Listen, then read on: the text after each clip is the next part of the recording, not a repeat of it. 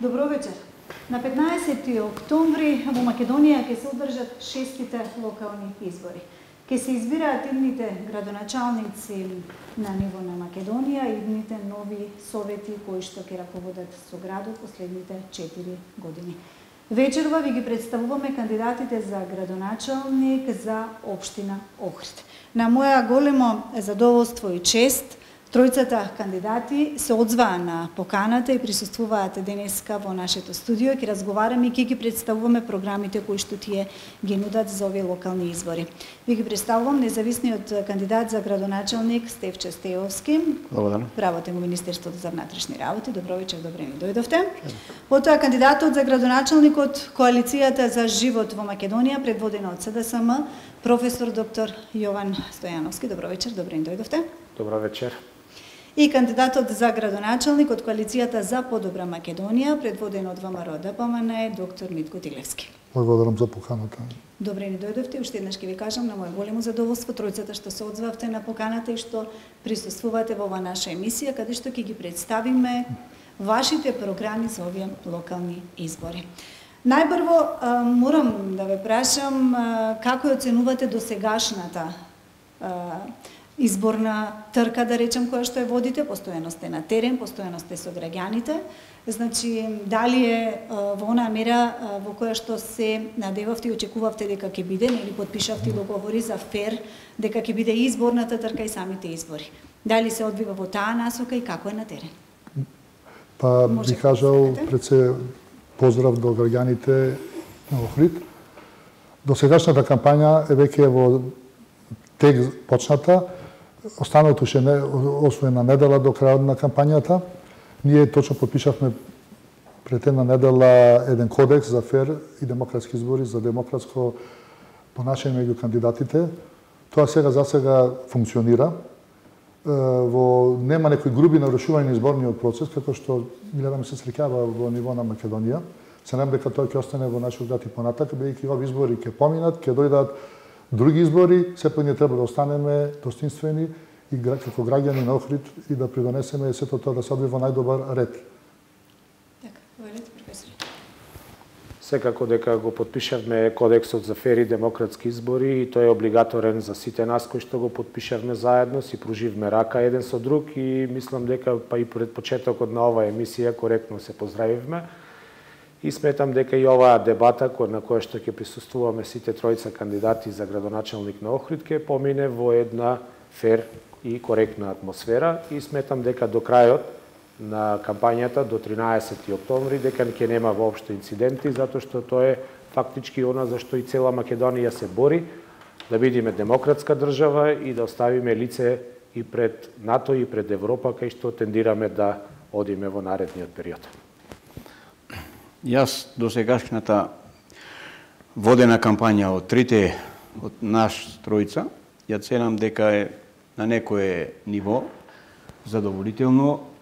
Можеше да биде и на подобро ниво, ако сите тројца учествувавме на јавните представувања пред медиумите, но од оправдани или неоправдани причини граѓаните се скратени во тоа задоволство од наше јавно представување. Сметам дека е пожелно да кажам дека мојата кампања ја водам јас пред се преку медиумите. Не вршам кампања на терен, не ги посетувам домовите на граѓаните, од една единствена причина што мислам дека после 28 години малтретирање на граѓаните во нивните домови требат и се вкупната кампања што се води во државата на Република Македонија, дали за председател, дали на парламентарни или за локални избори, треба да ја сведеме на јавни кампањи, односно представување преку медиумите и другите средства. Така. И пред да ги почнеме оние прашања кои што се горливи за Охрид и кои што се дел, генерално гледам дека се она што имаме од прилика планирано за да разговараме вечерва го имате вие во вашите кампањи, веќе и во вашите програми вметната, но што е со социјалните мрежи, некако чинам дека покрај на медиумите и на социјалните мрежи некако се води оваа кампања за овие локални избори. Сметате ли дека културно е и на тоа ниво се води кампањата или пак има одредени препуцувања каде што не треба да речем препукувања? Социјалните мрежи се користат сега, нели, Да, за кампања? во оваа кампања пред се социјалните мрежи најповеќе се користат Facebook кампањата и сите други електронски медиуми, повеќе него овие класични телевизии.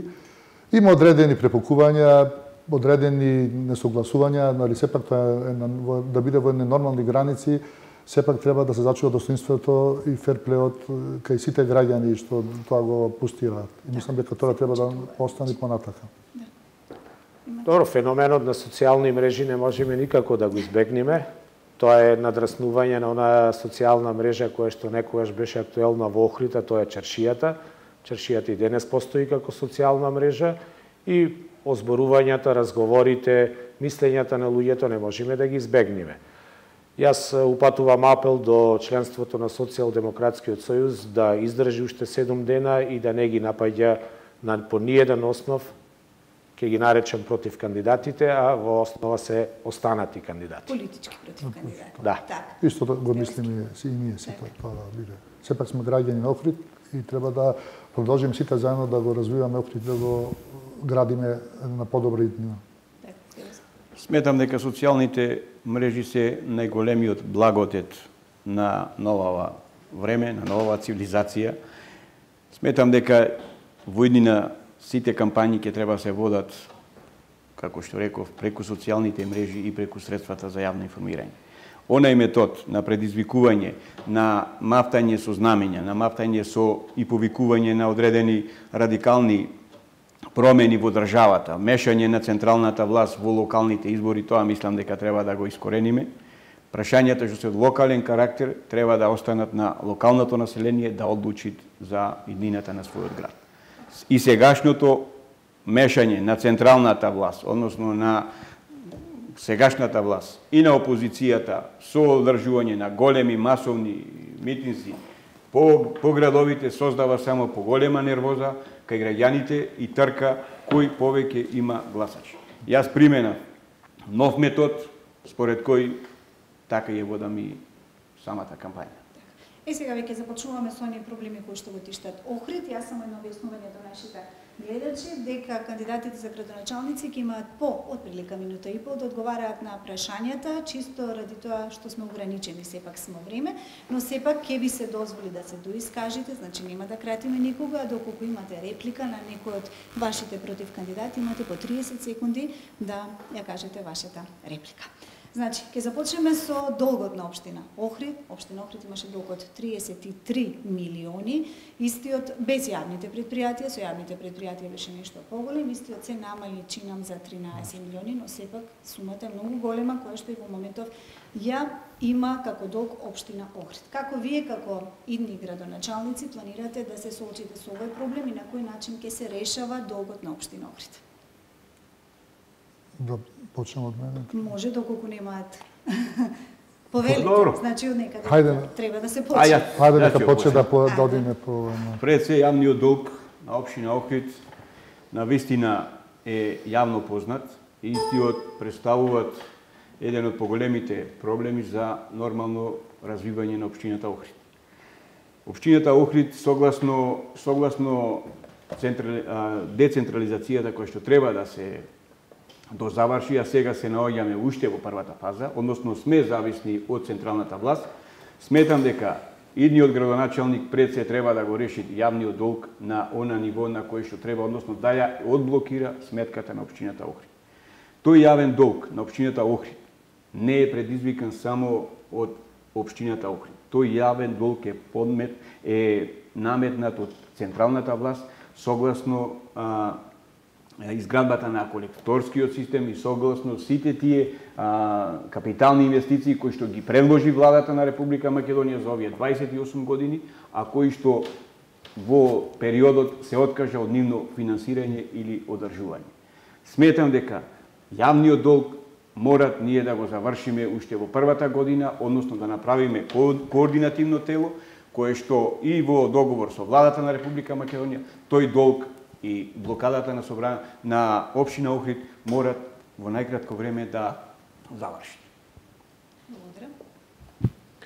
Првенствено ми е драго што ова го поставивте како прво прашање, затоа што круцијален проблем во функционирањето, понатамошното функционирање на општината Охрид ќе биде токму блокираната сметка и неможноста буџетот да представува развојна компонента во наредните 4, па и повеќе години. Дури ова прашање ние од Социјалдемократскиот сојуз го сметаме на некој начин и за историско прашање, за решавање на проблемот во врска со јавниот долг, кој што го поседува општината и оној кој што ќе се зафати со решавање на овој долг и надминување на ситуацијата со блокирана сметка, на некој начин ќе го овозможи понатамошниот развој на општината Охрид. Решението на овој проблем во случајот има два правци. Едниот правец, има и трет правец, меѓутоа тој е онај најнепосакуван. Јас како советник му го споменав еднаш на Бакрачевски, но чисто како начин за решавање, а тоа е прогласување на банкрот на општината. Меѓутоа тоа е веќе понатака е и политички проблем. Затоа тоа го прескокнуваме. Двата правци за решавање на овој проблем е онај едниот кој што го заговараме, а тоа е со рефинансирање на долговите. Значи, најпрво една анализа на состојбата на долгот кон секој од поединечните доверители, разговарање со секој од нив за можностите за отпишување на дел од долговите, барем во поглед на казнената камата и во поглед на одредени судски трошоци кои што се прават во овој момент, за на крајот да видиме колкава е реалната ситуација на долгот и со рефинансирање, значи тоа не е ново задолжување, туку е само преземање на долгот на општината од страна на една од комерцијалните банки, зашто имаме ние и веќе и разговарано, се формира еден синдикат на банки кои што ќе го финансираат долгот на општината, го преземаат долгот, се прави динамика на 10 до 15 години, колку може реално да се издржи од буџетот на општината, за да може во едни ануитети, значи во еден сукцесивен период да се отплати тој долг. Второто решение е она кое што би требало да следува после рефинансирањето, а тоа е со издавањето на локалните обврзници. Благодарам. Ова тема со долгот на општина Охрид е позната, значи пред 4,5 години по доаѓање на се уште актуелната власт, тоа е сега со градоначалникот Бакрачевски, затекнате огромен долг. Како што кажа соговорникот, дали тоа правено уназад години, 10 на 20 години, тоа ќе покаже анализата.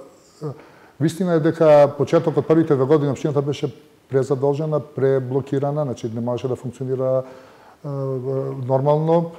Голем дел од долгот, како што имам информација, околу 13 милиони, дел од долгот е вратен.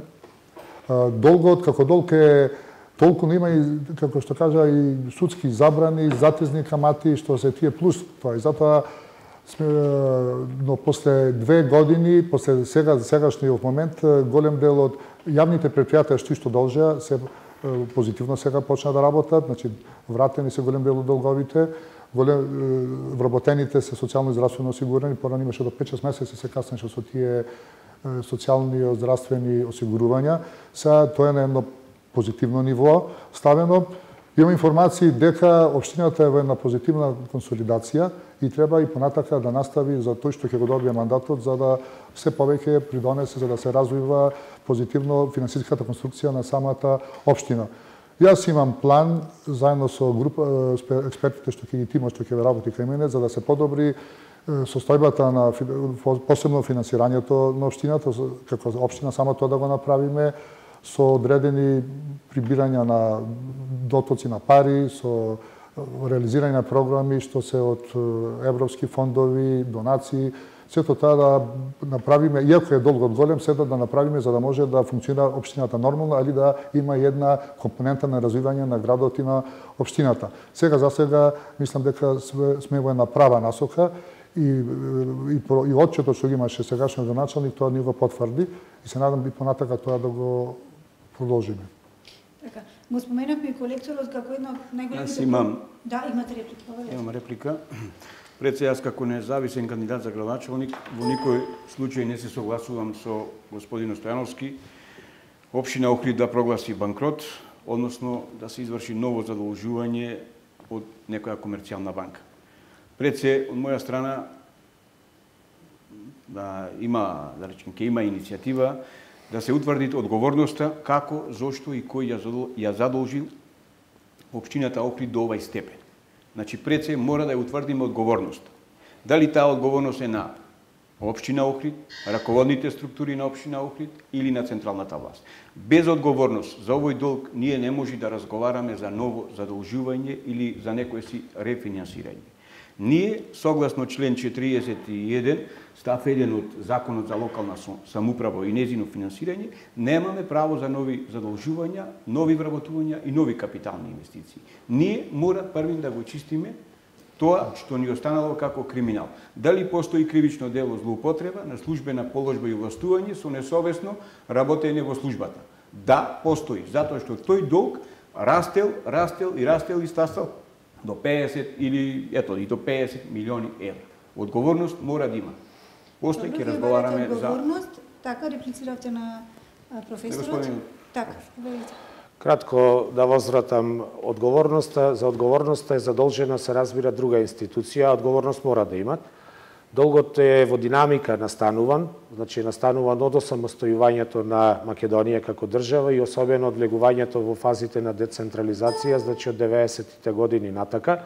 Не е ни свеж, не е ни направен ни од претходната власт, ни од претходните власти, кои што беа настанати, и јас во ниеден момент не реков и го оставив на страна прашањето за банкрот на општината, затоа што реков дека тоа е непопуларно решение и ние нема да одиме на тоа решение. Рефинансирање, апсолутно дека имаме право да извршиме како општина и се спремни, затоа што имат синдикат на банки кои што ќе го финансираат, и она што е долг мора да се врати. Тоа да му е јасно на секого, затоа што претходните години со незафаќањето за решавање на старите проблеми само имавме нарастување на долгот и плаќавме скапи пари, едноставно кажано, кон доверителите.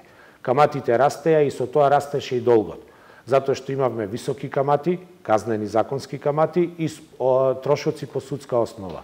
Ако земиме кредит, имаме 3 до 4% камата и со тоа се намалуваат огромните трошоци кои што се прават заради заостанати долгови.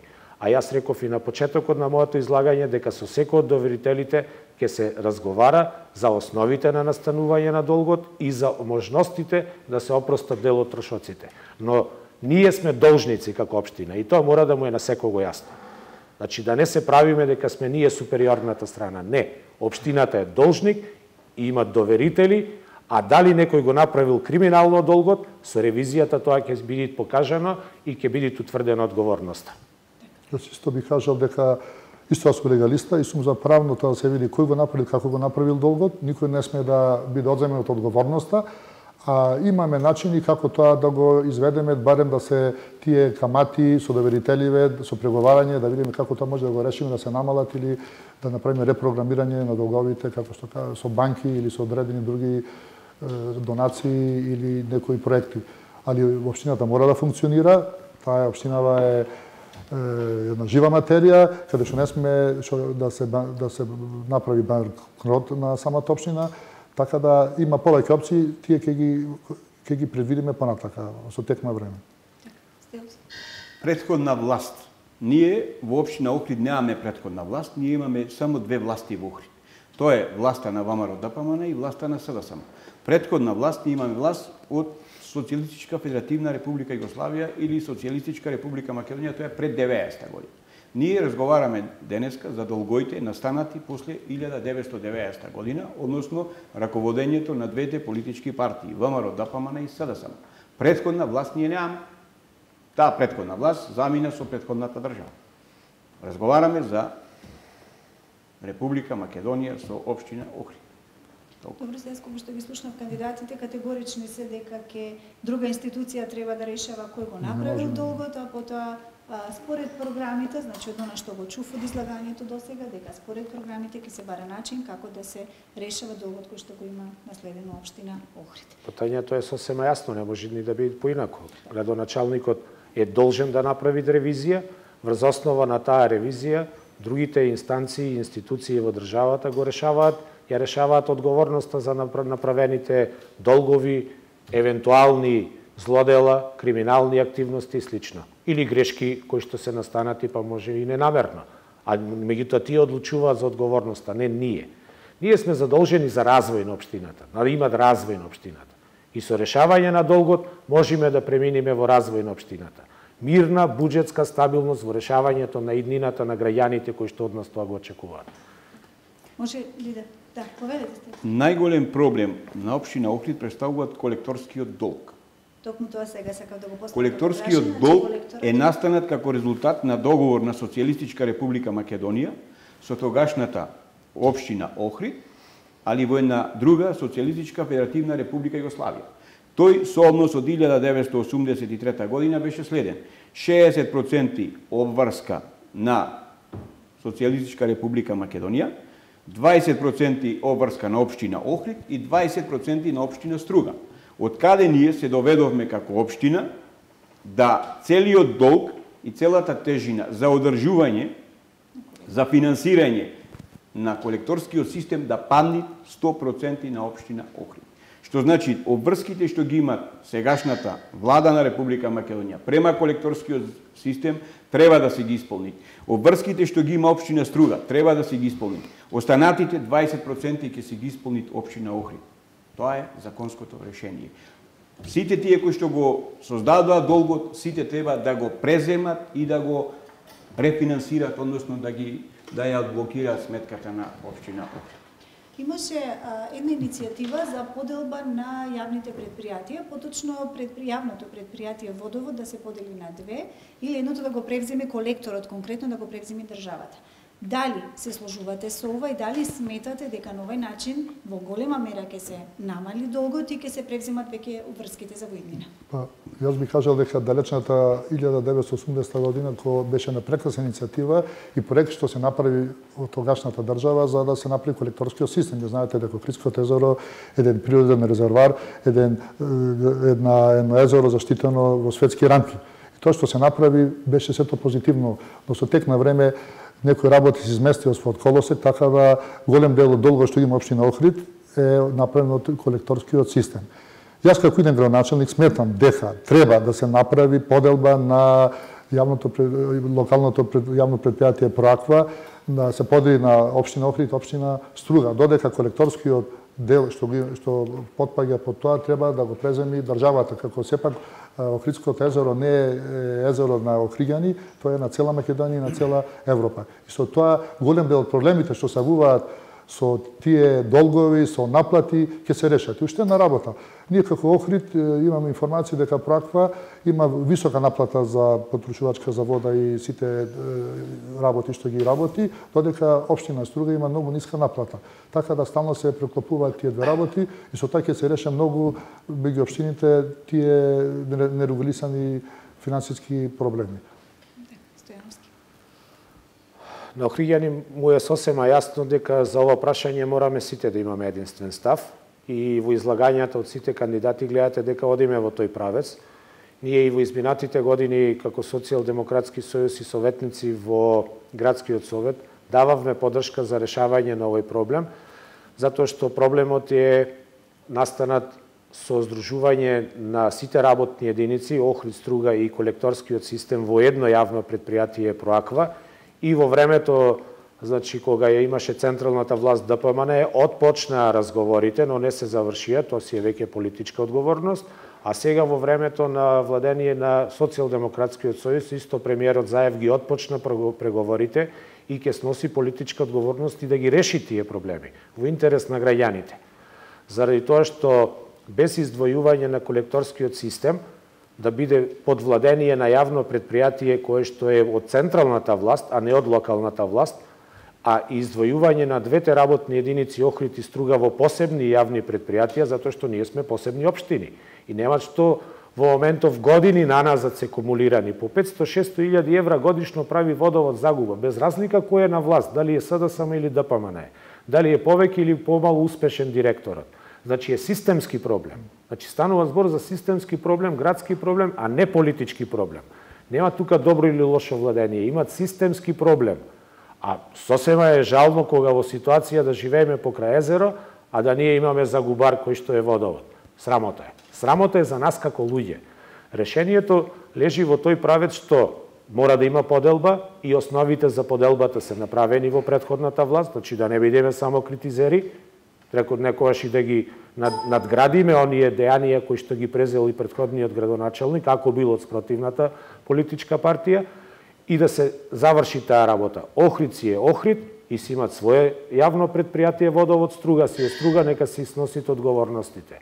Колекторскиот систем преземен од државата, заради тоа што Охрид е стратешки интерес на Република Македонија. Охрид не е обичен град. И тоа сите мислам дека дефинитивно се сложуваме меѓу нас. На подрачјето на општина Охрид ни функционираат 3 предпријатија кои што се теренски предпријатија, истите работат теренски работи. Тоа се нискоградба, водовод и комуналец. Сите овие 3 предпријатија, согласно своите надлежности, изготвуваат сметки за наплата. Една сметка ја изготвува нискоградба, втората сметка ја изготвуваат водовод и третата сметка ја изготвуваат комуналец. Што се случува? Желбите на политичките партии да го извршат вработувањето кои што му го веќаат на своите гласачи, доведе до тоа да ние имаме имаме јавни предпријатија кои што ни функционираат во една општина, а сите тие 3 да ни бидат делени. Сите тие 3 имаат масовна администрација. Затоа кај нас ни се јавуваат загубите. Сите овие 3 сметки општина Охрид треба да ги стави, и сите 3 предпријатија да ги стави под една капа. Сите тие работат за потребите на општина Охрид и за граѓаните. Од овие 3 сметки треба да остане само една сметка која што ќе види заедничка, односно изготвена. Доставната служба, значи доставувачите и читачите на овие исти сметки треба да види од еден човек, а не од тројца. Што значи дека финансиските загуби ни ги прават политичките партии кои што за време на своите кампањи обеќава вработување и покрај тоа што се свесни дека не може тоа да биде доходовно за општината Охрид. Да, преминавте на вработувањето, значи ова е една од темите на кои што ќе зборуваме, но само кратко, доколку може вие да ни кажете, дали сте да се подели колектор да премине во јавно предпријатие на државата, значи доди под капа на државата? Колекторскиот систем на Охрид, првин треба државата да се ги измири сметките и да ја земе обврската за исплата на загубата на колекторскиот систем. Втора фаза, веднаш да се ги преземе сите обврски за одржување, доградба, санација на колекторскиот систем. Затоа што 60% од договорот кој што е направен, првиот договор 83 година, е договор кој што кажуваат 60% е надлежна владата на Република Македонија, а не градот Охрид, с кој што тогаш бил со само 20%.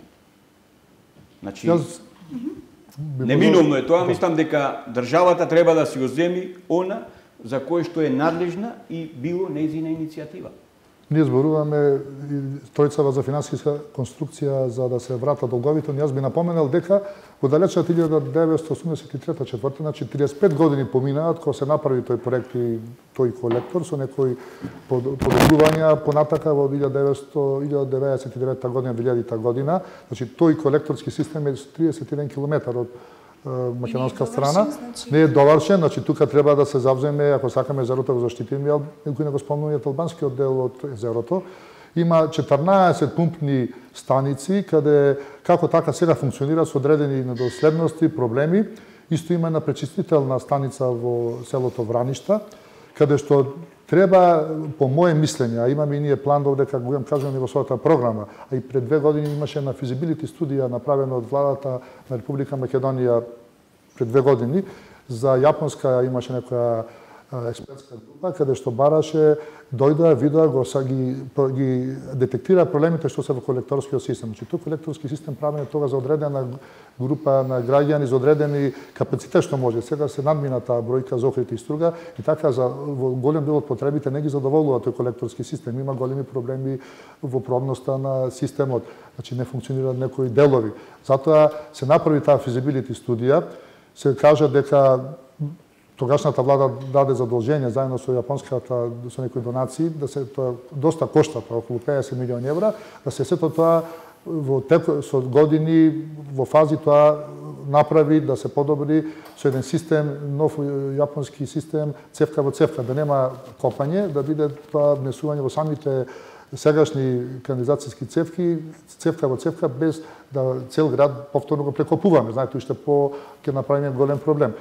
Тоа беше донесено, значи студијата е направени се, ги имам сите анализи тука, не ви ги донесов, значи тоа е скенирано, снимано е со камери како се делуваат и мислам дека тоа треба најхитно да го решиме, некако да најдеме начин, средства, тоа повторно да го ревитализираме колекторскиот систем. Јас тоа го кажувам исто. Значи покрај долгото уште еден проблем. Значи долгото уште еден проблем, ние зборуваме за долгот ќе го, ајде ќе решиме, функционирањето на самиот колектор, вие знаете што се дешава во некои делови каде што не работат пумпите, значи има и мешање на, што не го спомна кандидативе, атмосферската со фекалната канализација, каде во одредени периоди кои има дождови, тоа се меша, тоа исплива на површината. Сите тие работи треба да се спомнати, сепак е покомплексен проблем што треба не само општина Охрид, треба да го реши и владата на Република Македонија, независно од која политичка опција, тоа во интерес без поддршка владата нема да има. Иначе направена студија, тоа може да се види, може стои сигурно во владата на Република Македонија за овие работи и сметам дека тоа ќе биде најбитно и јас како кандидат или ако бидам градоначелник, тоа ќе ми е прва опција што треба да го направиме се во интерес за граѓаните. Не е тоа дали овие биле од една партија или друга или живееле во еден дел од градот или приградски. Сите живееме во градот. Повелите. Морам да дадам една кратка реплика, во овој случај и политичка реплика. Доста ни од физибилити студии, кои што навистина представуваат решение, но на хартија. Нас ни требит акција. Акцијата значи да она кое што е изготвено како студија, тоа ни го понудија странските консултанти одавна, не беше применето. Значи немавме акција, немавме имплементација. Во физибилити студијата беше покажано како може да се дојде до решение, меѓутоа ние и самиот кандидат кажа дека во претходните 2 години немавме акција од страна на владата. Во овој момент она што е многу важно да се напомене дека јас како иден градоначелник ќе барам од премиерот на владата да го примени планот кој што е во физибилити студијата и кој што јапонците го притискаат, меѓутоа она што е најбитно од све да се постигне и одржливост во менаџирањето на тој проект. Затоа што ние направивме еден прекрасен колектор во 80-тите години, меѓутоа испадна дека ние како генерација сме неспособни да го менаџираме. Тоа не сме да се случи во иднина, мора да имат акција, мора да имат одржливост од страна на менаџментот, па дури и ќе инсистираме и кај премиерот, ако треба и странски менаџер да се донесе, во ситуација доколку не се избере прав домашен менаџер. Но во никој случај тој менаџер не смее да биде политичар. Значи мора да биде стручњак. Политичар не. Ако сум од СДС и ако е тој од СДСМ, ќе инсистирам да биде стручњак кој што ќе знае да раководи и да го одржува колекторскиот систем. Затоа што ако го изгубиме колекторскиот систем, го губиме градот. Езерото, градот, населението и тоа е она што ни се случува. Па јас би кажал дека на ова би на сугестија дека имаше желба од претходната власт тоа да се направи, но заради последните 2 години, заради одредени, знаете, турбуленции што беа во Република Македонија, сето таа малце се трна настарна, но се надевам дека ова сегашна идниот градоначелник што ќе биде заедно со централната власт, тоа во најбрз може начин ќе го реши и си јас како иден градоначелник кој бидам избран, тоа ќе ми биде приоритет во својата агенда за Охрид. Бидејќи сите Охридското езеро го чувствуваме како свое, а тоа е еден бисер светски, од светски рамки заштитен како природно богатство. Така. Сега Охрид Јас не кажам ништо. Да, повелете. Во однос на колекторскиот систем. Ние мислам од досегашнава истрпна разговор заклучивме дека колекторскиот систем треба да му го вратиме на Република Македонија. Да. Беше договор. Значи, ако ние го вратиме во надлежност на Република Македонија, немат повеќе општина Охрид да се занимаваат со тој проблем. Значи, Република Македонија ќе си воспостави ново јавно предпријатие за функционирање на колекторскиот систем. Начинот на кој што Република Македонија ќе го решава колекторскиот систем не би требало да биде наш проблем. Тука треба и да ја завршиме дебатата околу колекторскиот систем. Владата на Република Македонија ќе му го предадеме, ќе си продолжи да го одржуваат. Само во тесна корелација мораме да бидеме како соработка на централно и локално ниво. Не можеме ние да се одделиме. Тежината на колекторскиот систем треба да биде на владата на Република Македонија. Градоначалникот ќе го помага, ќе соработува со сите негови надлежности, али обврската за колекторскиот систем мислам дека треба да се ја преземе владата. Јас би кажал уште на работа во врска со колекторскиот систем, знаете вие дека на пример селото Тарпејца направена беше и обезбедени беа средства од сегашната акционна власт заедно со некои фондови за да се направи мини колекторски систем во селото Тарпејца. Парите беа тука, но настана некои проблеми со трасата. Од неразбирливи причини имам информации дека тоа е моментално фаза на стендбај, но се надеваме дека сепак тоа понатака во најбрз можен начин тоа ќе го решиме. Како дел Тарпејца, како едно јадро, тоа да се реши. Не е тука селото Тарпејца застапено во колекторски систем, не може. Така да ќе решаваме такви работи. Тоа е под локална самоуправа имаме. Тесно поврзано со колекторскиот систем, со езерото и туризмот, значи вие како идни градоначалници на Охрид, како го гледате и каде го гледате Охрид? Дали мислите дека во Охрид може да се развива елитен или масовен туризам? Ова е вечита тема, вечита дебата, вечита полемика, но сепак, како кандидати за градоначалник, повелете. Кој би почнал? Може јас да почнам? Добро, да не...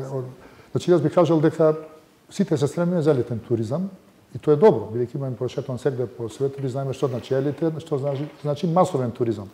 Но за елитен туризам треба одредени предуслови да има градот, инфраструктура, хотелски капацитети, сместувачки капацитети, ресорт хотели што со високи критериуми за да тој елитен туризам и голем број на легла, за тој елитен туризам го развиваме.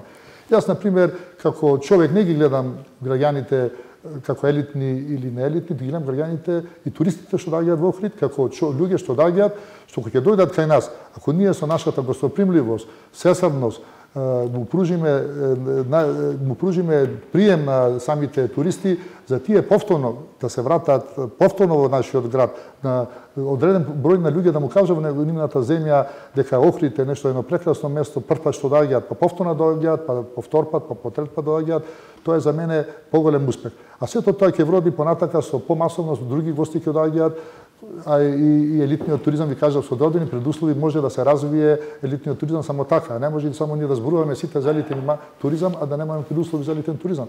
Тука треба не само хотелски сместувања, тоа треба и други пропратни туристички атракции да се наоѓаат во самото езеро. Благодарам.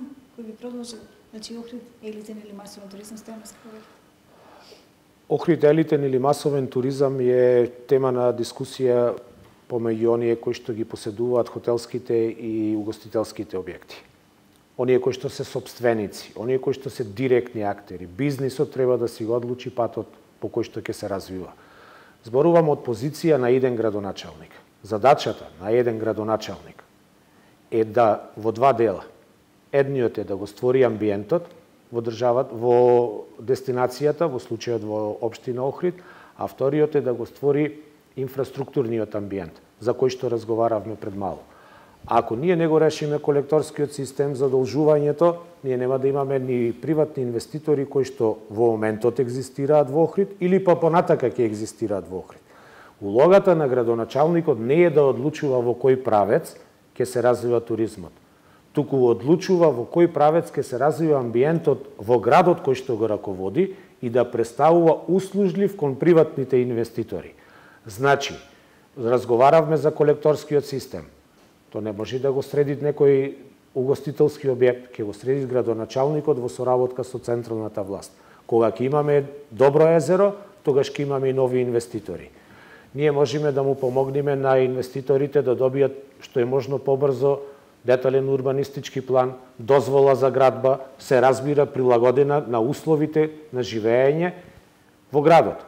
И тука можеме да влијаеме дека нема да има 70% изграденост како што сега се донесуваат урбанистичките планови, туку малку да внимаваме и на помал процент на изграденост, но повисок процент на зеленило. Инфраструктурното уредување во поглед на пристапните патишта кон градот, кое што е задача на централната власт, а градоначалникот треба да влијае, инфраструктура во поглед на фекална, атмосферска и водоводна мрежа, затоа што ние сме за тоа задолжени. А во секој случај сме задолжени она за кое што цело време го застапувам својот став и тука ќе ви го дадам финалниот одговор дека Охрид мора да се развива во правец на одржлив туризам. Охрид е духовен центар. Охрид не може да биде ни масовен, ни елитен, Елитен за жал не можеме затоа што сонуваме се уште и со по туристичката понуда која што ја имаме во моментот, но ќе се развива таа, тоа е сигурно. Меѓутоа не може да биде и масовен затоа што тоа би значило девастација и на просторот кој што сме задолжени да го штитиме. Благодарам. Елитен или масовен туризам. Ова тема ја вртиме секој избори, секој ден, дали Охрид е спремен за елитниот туризам или да го предпочита масовниот. Охрид, согласно нејзината конфигурација, нејзината поставеност на 690 метри, рокот, временскиот период на трајање на туристичката сезона, инфраструктура, патишта, ние не можеме во никој случај да развиваме елитен туризам со толку малку сончеви денови или толку малку време користење на Охридското езеро и благодетите на самото езеро, освен за шетање по истото. Масовниот туризам представуваат единствена гранка која што Охрид може да го крени на нас. Под масовен туризам ние треба да го сватиме дека треба секој работник во оваа држава да може да ни го посети Охрид. Сега кај нас во Охрид ни доаѓаат деца на журки, на Бело дугме, на Карлеуш и на сите, и во понеделникот си заминуваат. Ние ги немаме веќе ни работниците, обичните работници од текстилни фабрики, од индустријата да дојдат да ни го посетат Охрид. За каков елитен ќе зборуваме кога ние веќе ги изгубивме и онај што беше работнички туризам. Што значи дека Охрид мора да се развиват на полето на летниот туризам, што го имаме. Треба да го развиваме верскиот туризам. Премногу има цркви, џами и останати верски објекти.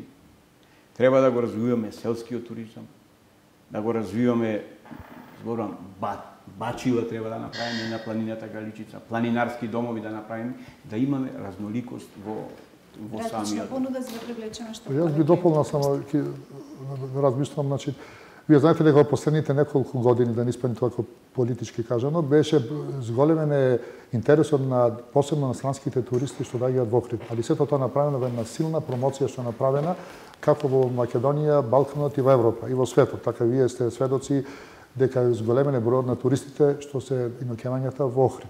Има и разлика. Дека изголеме разликата помеѓу домашните и странските во полза на странските туристи. Сето тоа, како што спомна моите соговорници, инфраструктурно треба да се реши, значи со автопатот Охрид-Кичево, Скопје поврзување, Охрид-Битола, Охрид-Албанија преку Ќафасан. Вие знаете дека во последните неколку години со тоа што се направи та силна промоција Охрид во сиве кампањи во светски медиуми, CNN и Евроспорт и сите други, придонесе Охрид и во сите списанија туристички да се промовира како бисер на Балканот и бисер на Европа. Исто големо влијание има тоа што Охридскиот аеродром после една летаргија и стагнација во последните години доживеа една експанзија, еден бум на што летови што доаѓаат како чартер, така овие нискобуџетни летови, посебно со компанијата Визер. Би спомнал дека минатата година Охридскиот аеродром беше посетен околу 180.000 гости слета на Охридскиот аеродром, а се информации што ги добив од мои пријатели, тоа е во страницата на отчетот на Охрид, а додека оваа година до септември месец дојдени се 135.000 туристи до септември месец, тоа е 15% зголемување од минатата година, со тенденција да се зголеми тој да се надмина 180 до 200.000 туристи што доаѓаат преку Охридскиот аеродром. Тоа е голема бројка за разлика од пред, да речем, 10 години или 15, што беше многу малата бројка. Така да и моја интенција ќе биде понатака дека тоа да го подобриме тоа на Охридскиот аеродром да доаѓа што повеќе авиокомпании, повеќе нискобуџетни компании, да се поврзи Охрид директно со голем број други држави што има сега околу 9 или 10 сето тоа ќе придонесе да доаѓаат туристи. А дали ќе бидат туристите, ќе бидат елитни, масовни, верски, конгресен, спортски туризам, здравствен туризам, тоа е многу полесно тоа да го работиме. Али сепак треба инфраструктурно градот да се реши, да биде комунално хиген инфраструктурно решен, хигиената на високо ниво, да бидат плажите, како концесионерите, така слободните плажи да бидат чисти, уредени, сето тоа придонесува и други фактори. Се не е само сите бараме туристи, али треба некако да ги донесеме. Али мислам дека на добар пат сме тоа да го продолжиме и понатака. И тоа е интенција на сите нас. Така, повелете Стојан. Само кратко во поглед на субвенциите, тука да напоменам дека политиката на Социјалдемократскиот сојуз во иднина и на централно ниво и се разбира доколку бидам јас избран на локално ниво, ќе биде да излеземе од зоната на субвенциите и тие субвенции да бидат пренасочени кон производителите, значи кон туристичките и угостителските капацитети во Охрид. Затоа што тие се креатори на понудата. Едноставен пример. Подобро субвенцијата да ја искористи оној кој што ја креира понудата, да е подобра понудата, да е вклопена во трендовите на туристичкиот пазар во светот, отколку да му и даваме на некои агенции кои што секако дека се важни во тој канал на дистрибуција и на пристигнување на гостите во Охрид. Но субвенциите во основа треба да ги земаат хотелите и рестораните кои што ја создаваат туристичката понуда и секоја му чест за сето она што досега го имаат создадено во Охрид. Секоја му чест на тие предприемачи кои што се страшно инвентивни и понатака ќе бидат инвентивни ако ги поддржуваме, а не само субвенциите да одат во рацете на туроператорите, кои што во најголем дел се дури и странски. Тоа испаѓа дека ние ги подплаќаме гостите да дојдат во Охрид. Подобро да ги подплатиме оние кои што се производители и кои што се наши луѓе. Во најголем дел се сега инвеститорите во Охрид се охриѓани. Се надевам дека во иднина ќе имаме и странски инвеститори кои што ќе поседуваат хотели, ресторани и слично, но во најголем дел се охриѓани. И субвенциите треба да одат кај охриѓаните, а не во рацете на туроператорите. Јас имам едно прашање до двајцата. Зборуваме за Охрид. Главен туристички центар, главен и веќе од тоа главен веќе ни се слоши на сите. Колку изнесуват бруто националниот доход на туризмот во Охрид во полнење на буџет? Дали ние имаме представа колку тоа изнесува процентуално? Дали повеќе средства влегуваат од туризмот или повеќе средства во Охрид влегуваат во буџет од страна на приватниот сектор? Докторе? Јас можам да кажам дека точно дека не е голем процент, од 10 до 15% од туризмот, точно влегуваат повеќе од овие локални предприемачи или погони што се јавуваат или странски инвестиции, али сепак ние Охрид го гледаме како туристичко место, сепак мораме да го развиеме, да го зголемиме бројот на процентот што влегува од туризмот. А тоа точно ние што сакаме? Благодет на населението во Охрид и општината, значи со отворање нови работни места, нови погони, нови инвестиции, како во туризмот, така и во економијата, ќе придонесеме за поубав развој и развиток на Охрид, да не се иселуваат младите, да најдат екзистенција овде, да не одат надвор од Македонија или во други држави. Тоа е став на сите нас, мислам, како идни градоначалници. Така да не е голем процентот, знам дека да што прашувате. Не е 15% на зборам на државно ниво. На државно викате вие или на локално? На државно. Државно не знам, за Охрид не е нешто голем, али мислам дека поголем број од овие. Бидејќи јас го знам тој процент, се движи од 3 до 4%. На државно ниво. На државно, добро, на Охрид е 15%. Значи ако ние го величиме Охрид дека представува некаков центар од кој што економијата во Македонија, значи е на завидно ниво, значи се доведуваме во заблуда. Што значи дека ние секоја година ако тој процент го зголемуваме по 1%, ако можете на реплика, бидејќи се надевам дека го искористи правото кандидатот и не е тој двигател во оваа емисија, да ни поставуваат прашања. Значи, да не ги мешаме работите на државно ниво или на локално ниво. Прашањето беше за туризмот во Охрид и што ние како кандидати за иден градоначалник ќе преземиме. Охрид, јас сум професор на туризам и ги знам бројките, меѓутоа не сакам да настапувам од таква позиција. Охрид никогаш не живеел од туризмот, меѓутоа атракцијата на Охрид е баш во доменот на туризмот. И ако се тие 10-11% кои што во златното време на 80-тите години, крајот на 80-тите години, кога е таа динамика на прилив на туристи најголема во градов, никогаш не учествувал со повеќе од 10 до 11%. Меѓутоа, ако ја зголемиме атракцијата на Охрид како туристичко препознатливо место и со добра инфраструктура, ние и во моментов имаме голем број на странски инвеститори кои што сакаат да влезат посебно во доменот на лесната индустрија. Со тоа ние општествениот производ на ниво на град Охрид ќе го зголемиме. А туризмот секогаш ќе представува основна гранка за развој, за атрактивност на Охрид. Значи, не само како туристичка дестинација, туку како економски интересна, атрактивна дестинација за привлекување на странските инвеститори во доменот на лесната индустрија. затоа што секој сака да живее и да работи во едно пријатно место како што ние треба да настојуваме да го створиме Охрид. А прашањето си беше конкретно за туризмот, затоа се држиме до таа дискусија.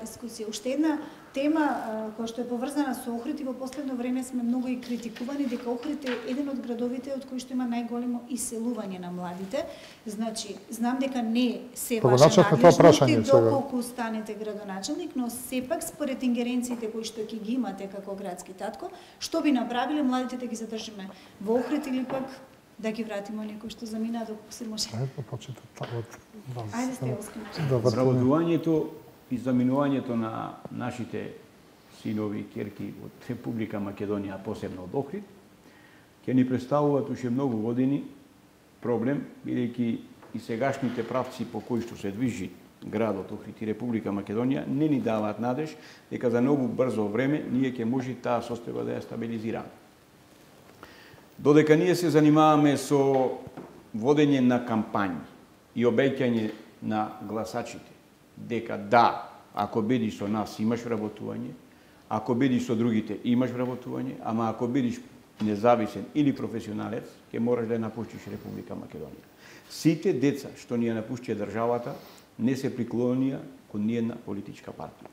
Тие деца си останаа достоинствени и затоа и си заминаа од државата, бидејќи не сакаа да подклекнат под притисоците на политичките партии. Развојот на Охрид мора да се гледа само врз основа на професионална, јавна администрација, сите работни места треба да бидат со соодветно образование, за да имаме ние развој на Охрид. Ние имаме ситуација каде што наши деца завршени со факултет за туризам, факултет за царина, ни работат на работни места каде што се одлучуваат урбанизмот. Значи имаме испомешани лончиња во градот Охрид. Мора професионална администрација. Враќањето на нашите деца може само да биде под еден услов. Охрид да работи честно, поштено, со добра програма и привлекување на странски инвестиции. Благодарам. Добро, ова прашање ќе го ставам во еден поголем контекст, меѓутоа прво сакам да ти честитам на начинот како ја водиш емисијата, одиш од оние кои што се најсуштински прашања за да стигнеме до она кое што е круцијално прашање, а тоа е Охрид веќе умира. Затоа и слоганот во оваа кампања на нашата политичка опција е живот за сите. Значи мора да го вратиме животот. Дефинитивно Охрид изумира заради блокирана сметка, немање на пари, немање на колекторски систем, одумира езерото, немање на туристичка понуда и туристички развој и стигнуваме до она кое што е всушност цел амбиент заради кој што младите се иселуваат. Сигурен сум, за жал, за огромна жал, дека тоа и во наредните неколку години ќе продолжи и ние, кој да е од нас како градоначалник, нема да биде тој срекниот кој што ќе рече да ги стопиравме децата, не се иселуваат повеќе од Охрид. Мислам дека е тоа објективен феномен, а не е субјективен и не значи дека некој ако биде избран ќе ја спречи таа демографска ерозија. Но мора да почнеме. Значи мора да почнеме, кој од нас да биде избран, мора да почне да ги враќа младите со стварање на тој позитивен амбиент. Позитивен амбиент и за живење, значи она секојдневно живење, она што му фали на Охрид, во поглед на инфраструктура, во поглед на некои ситници, поубав изглед, подобро паркирање, за многу комунални работи за кои што верувам дека нема да имаме простор да изразговараме во оваа емисија, сме разговарале во некои други емисии, но и во оној правец кој што е најбитен од све и кој што е еден и единствен кој што спречува демографската ерозија и оцелувањето на младите. А тоа е економски развој. За економски развој, уште со две реченици ќе завршам, за економски развој е многу битно да ја сватиме ситуацијата дека Охрид е сепак слепо црево и инфраструктурно не е поврзан, меѓутоа беше споменато во дискусиите, патот на нашата иднина е во здрави млади деца кои што ќе работат на проекти со кои што ќе привлечиме надворешни пари, значи надворешни извори на финансирање. Ево и денеска имаме еден голема средба во Охрид, тоа е еден пат, еден пристап на еден правец на кој што и председателот на државата учествува и тоа е фактички патот по кој што и Охрид и Македонија мора да оди. Средена инфраструктура, подобар економски амбиент, Самите млади ќе се вратат во Охрид и ќе сакаат да живеат во Охрид. Меѓутоа, задача на еден локален градоначалник е прво инфраструктурата да ја среди и да го створите амбиентот со тоа што честно и транспарентно ќе пристапува кон странските инвеститори, а ќе ги храни и домашните инвеститори. Значи, ќе ги храни со тоа што ќе му издава брза дозвола, ќе го коригира во случај да биде нападен во економскиот развој, значи не ги задоволува еколошките стандарди и останатите кои што треба да ги почитува. Со подобрување на економскиот амбиент, тоа ни е нас задача како градоначалници на било која општина да го подобруваме амбиентот за да ги вратиме младите назад. Па јас би кажал, да не се повторувам, дека нашиот слоган секогаш работа, секогаш Македонија кажува само овие зборови кажува дека ние сме за што повеќе работа и нормално во Македонија тоа да биде, да не се иселуваат младите стручни кадри, посебно во други земји, да останат овдека. Јас како иден градоначалник ќе придонесам во секој поглед да можам како градоначалник во своите ингеренции што ги имам како градоначалник, како во справна основа да придонесам сето да го возможам да се отвора што повеќе нови работни места, да се подобри развојот на Охрид, да се отворат нови туристички капацитети, каде што и туризмот, а и економијата ќе се развиваат, да не се иселуваат младите граѓани надвор од Охрид. А вие знаете дека владава донесе неколку компании приватни Костал ОДВ, каде што ќе почне сега фаза на вработување, многу вработување, има некои претходни проблеми, но сега тоа ќе се реши понатака. И мислам дека сето така придонесе повеќе вработување за големи стандарди на самите граѓани. Само една работа би кажал што на претходниот соговорник дека ако некој работи во приватна фирма или приватна компанија, не го интересира собственикот дали ќе биде од една партија или друга партија, битно да биде квалитетен, стручен и компетентен да изврши таа работа.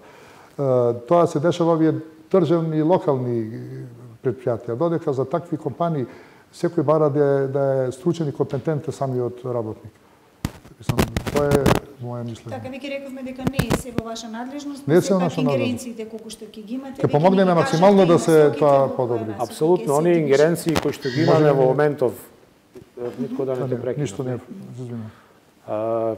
Ингеренциите кои што во моментов ги имаме, тоа е уредувањето на програмата за уредување на градежно земјиште, во кое што ние можеме да му понудиме на домашните, пред се на домашните, на локалните дури, на охридските инвеститори, да инвестираат во Охрид. А се разбира на странските доколку сакаат. А има голем интерес. Значи има голем интерес во Охрид. Уште на почетокот... Јас не ми дадовте си таа тема. Основата за развојот на град Охрид и за останување на нашите млади во Охрид, пред се треба да се направи една поопширна анализа и да се види до кој степен го имаме доведено образованието на нашите деца во градот Охрид. Создавањето на кадри, односно завршување на секое дете, факултетско образование, стекнување на магистар титула, стекнување на титула доктор на науки, на лесен начин, без придонес, без знаење, без пракса. Кај нас во Бирото за вработување имаме премногу доктори на науки, имаме премногу магистри, веќе немаме ние деца кои што останаа со завршено средно образование и кои што би биле двигател за извршување на работите во градот. Сите тие деца кај нас завршија факултет. Јас многу се тие ретки деца кои што немаат факултет. Тие деца кои што инвестирале во своето образование или нивните родители се задолжили со кредити и со останати основи, а државата ги примора, за жал, во последниве 11 години, ни отвори во секој град, во секој село факултет да биле образовани деца. Да, образовани на тие што имаат намера да создава своја идеја, план, програма за развој на држава. Секој кај нас во држава имаат факултетско образование. Тие факултетски образовани деца инвестираа во своето образование, државата нема толку капацитет за вработување, бидејќи сите тие факултети не се доходовни факултети. Сите тие се од областа на филозофија, право, социологија, јазици и туризам и устројство. Ги нема, кај ќе одат тие деца? Инвестирањето во себе си тие го гледаат како спас со напуштање на државата. Така, јас сам би започнала, тука би ве замолила пократко, доколку може тројцата, уште една тема да чекнеме, тоа е блатото. Имавте препукувања претходниве денови, партиски препукувања пред се. Едните да се заштити колкав дел од блатото да се заштити, зошто не е дозаштитено, доколку може. Еве, ќе започнеме, ако не и со независниот, затоа што не се огласи по однос на оваа тема, вас свеслихме. Блатото пред се е наметнат политички проблем и блатото не смее да представуваат пречка за нормално одржување на овие перизбори. Јас на социјалните мрежи ги следев нивните, да речам, дуели и несогласувања. Блатото е последното нешто на кое што ние треба да дебатираме, а уште помалку да одземаме земја за ширење на блато. Тоа што го создала природата е дел од природата. Со сила ние на тој потек да создаваме блато, нема некоја економска и туристичка или нема да допринесе во развојот на градот Охрид. Ние треба тој простор да го заштитиме онаков како што е. Немојме граѓаните на населба Рача да му ги одземиме нивните имоти, затоа што ние сакаме да градиме блато. Имаме многу поголеми проблеми него што представуваат тоа блато. Сметам дека е лапсус одземањето имот на граѓаните од Рача за правење блато. И тоа треба да се отфрли како иницијатива. Стојановски. Никој мислам дека не спомнал одземање на собственост, затоа што приватната собственост, а ние многу тоа добро го знаеме и како советници во општината или другите како актуелна власт, дека 90% од она кое што е сега опфат на студенчишко блато, ако воопшто имаме некаква студија со кое што ние имаме дефинирано што е студенчишко блато. 90% од земјиштето е во приватна собственост. Приватната собственост е уставно загарантирана категорија, на никој на никого не може да му го земат. А најмалу па Социјалдемократски сојуз или ДПМН ќе му го земат земјиштето на некого. Што е студенчишкото блато? Студенчишкото блато е според мене еден голем срам за Охрид, затоа што Охрид ја поседуваат најстарата научна институција, тоа е Хидробиолошкиот завод, и во постојање на една таква научна институција ние имаме ситуација во која што не знаеме дали имаме блато, не знаеме каде е, па ајде да го видиме тоа блато, да се направи таа една студија, која што мислам некаде околу 2013 година беше завршена, беше isfinansirana и требаше да се утврдат границите на тоа студенчишко блато. Нашето решение во поглед на студенчишкото блато е во оној дел кој што го спомнуваме стратегија за Охрид. Значи стратегијата за Охрид, а тоа е делот кој што ќе си го работат екологистите и еколошките експерти, заедно со урбанистите. Затоа што имаме таму приватна собственост. Но не и да се градат одредени објекти кои што ќе го уништат просторот. Туку да се градат објекти кои што ќе представуваат атракција на блатото. Значи да го трансформираме блатото од проблем во решение и во атракција. Значи, студијата мора да се направи еколошка, тука треба се да го предводит Хидробиолошкиот завод и еколошките здруженија, кои што се доста активни, да се направи студијата, да видиме што е блато, што е отпад, што е ѓубре, што е приватна собственост, за да можеме понатака да го уредиме тој простор онака како што треба да го уредиме. Колку хектари се во блато заштитени, патека за движење, атракција за посетителите во Охрид, оној дел кој што е уништен, за жал некој го уништи, Стефче би рекол треба да сноси одговорност и нека сноси одговорност, ќе му се дозволи на луѓето и ако треба и да градат, но секогаш треба да бидеме јасно умерени содржини. Не висококатници, не набиен урбанистички простор. Затоа што тоа повторно ќе го речиме дека ако е Охрид духовен центар, тука е екологијата и екосистемот кој што го одржува Охридското езеро. Јас би кажал, пред се како граѓанин, дека студеничкото блато 10 години уназад е уништувано со отпад, со секакви работи се таму складирани, фрлани.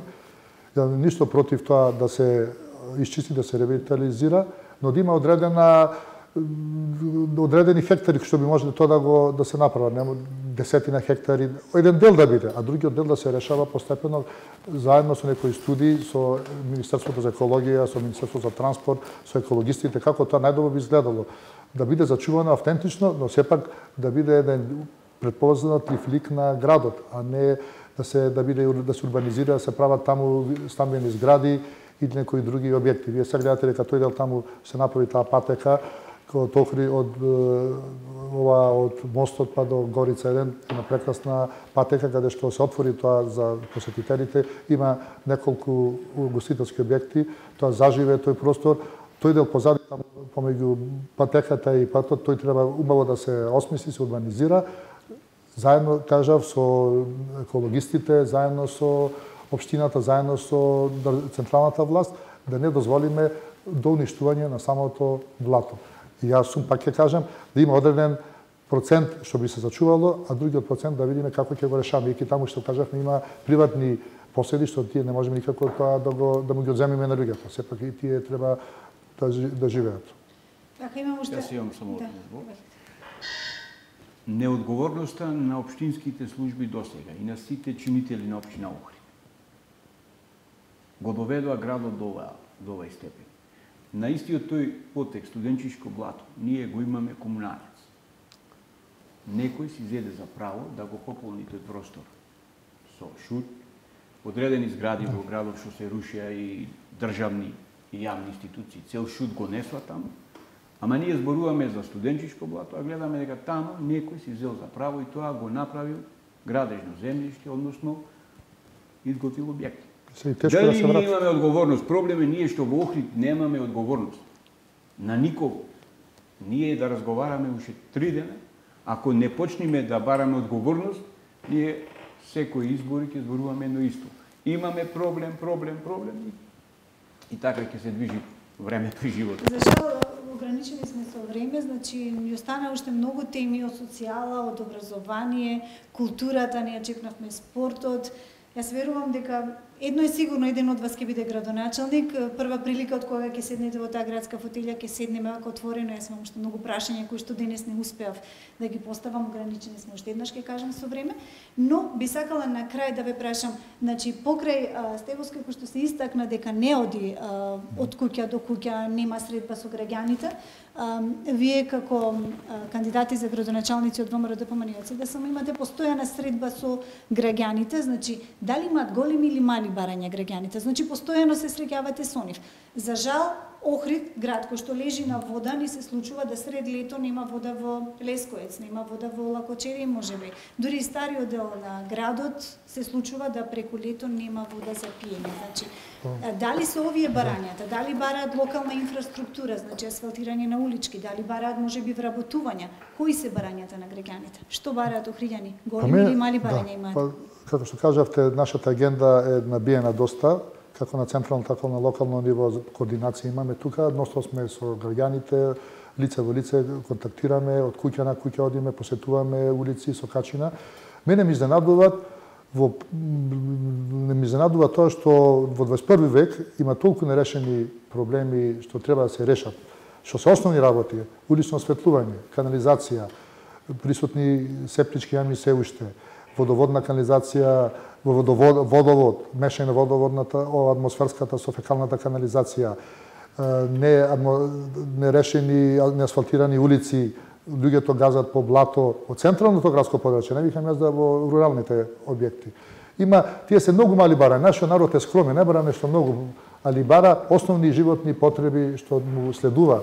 И ние како општина треба тоа во најитен можен начин да го решиме кој од нас ќе биде градоначалник иден. Тоа мора да се реши. А нормално и со вработувањето исто голем проблем, како што кажавме, тоа е втора работа што треба да се реши исто најхитно, што да се придонесе граѓаните да се вработат, за да не си селуваат, за да му се зголеми стандардот на нив и да живеат еден поубав живот него што живееме. Значи немаат големи барања.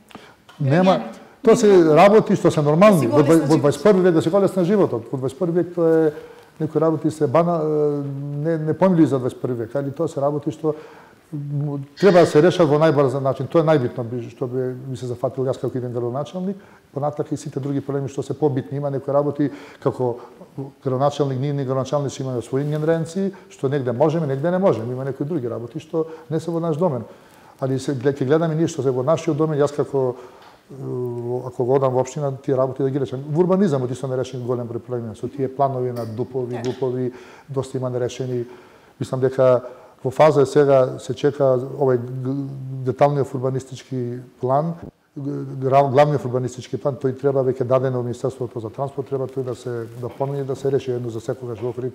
Веќе тој не е решен веќе неколку децени. Значи има и други поединечни планови што треба да му возможиме на луѓето да живеат еден нормален живот, веќе скромни се барањата на нашите сограѓани фригани. Па добро, најубавиот дел од кампањата во секој случај е средбите со граѓаните. Граѓаните имаат една топла комуникација, сосема се свесни за ситуацијата во која што се наоѓаме и најчесто ги испорачуваат нивните барања во форма на една реална скромност. И тоа е добро, до некаде, меѓутоа, мислам дека многу работи не се направени во изминатите години и стојат пред нас, и како комунални проблеми, инфраструктурни проблеми, но во најголем дел се проблемите за вработувањето. Во сите избори, секогаш луѓето на крај ќе ги испорачаат нивните барања, затоа што никој за никого не гласа, без при тоа да биде задоволен со одредена работа и тоа е на некој начин и нормално. Задача наша како кандидати за градоначалници е во голема мера да ги сослушаме сите тие луѓе, што ја представуваат многу тешко. И тоа, од друга страна, е убаво, затоа што уште од сега учиме што треба понатака да го работиме и што побрзо и што е приоритет во решавањето на одредените проблеми со кои што се содруваат граѓаните. Политиката на Социјалдемократскиот сојуз, доколку се освои мандатот во наредните 4 години, е првенствено општината да го добие ликот на град на културата, а со тоа општинската администрација да е отворена и услужна, значи културна кон граѓаните. Со што е можно помал контакт на граѓаните со општинската администрација, значи со воведувањето на одредени информативни системи и користењето на другите начини за комуникација. Општина Охрид би ја претвориле во општинска администрација која што ќе биде задоволство на некого да соработува, па дури и невидлива за граѓаните. Значи, невидлива во смисла да немаат контакт со вработените. Може да испраќаат по мејл, може да дури и општинската администрација да ги посетува граѓаните и да разговара за нивните горливи проблеми. Комуникацијата го покажува, значи комуникацијата секојдневна со граѓаните покажува дека општината Охрид мора да биде отворена и услужна, ако сакаме да имаме еден успешен градоначалник кој што ние во случајов претендираме.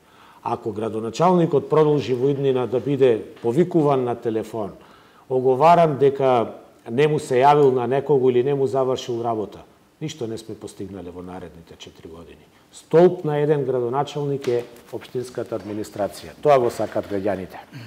Барањата на граѓаните на Охрид, јас ги слушам и со истите комуницирам преку, кажав, социјалните мрежи и лично преку контакти на улица. Нивните барања, за жал, се доведуваат на повисоко ниво во овој момент, сега. Овие 20 дена. Сите тие граѓани имаат премногу желби за овие 20 дена, премногу интерес на политичките партии, на независните кандидати за градоначалници и само во овој момент ние сме заинтересирани за нивните проблеми.